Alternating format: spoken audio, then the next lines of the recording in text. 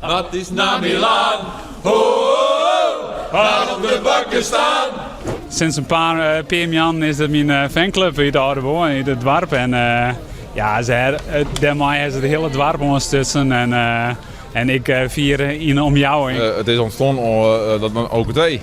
En daarna kwam er een flauwe grap dat we naar Milaan moesten. Nou, dat is een beetje uit de hand doen, maar wel ontzettend leuk. Want ja, je ziet alleen nog maar mutsen met oin erop en roze mutsen en gele mutsen en chocomelmutsen.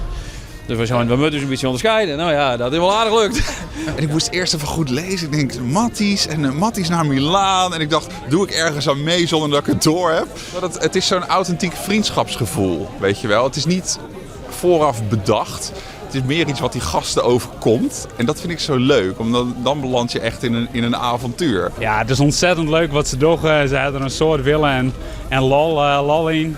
En dat stekt orenmeesting ik gewoon. En ze hebben zelfs een eigen nummer uitgebracht op Spotify. En ja, dat is hartstikke leuk. Wij doen, je krijgt in naar het restaurant en dan roept die in is: hey Jorrit, van de andere kant van de straat. Nou, dat is natuurlijk wel heel grappig. Dus dat is heel bijzonder om uit te zien.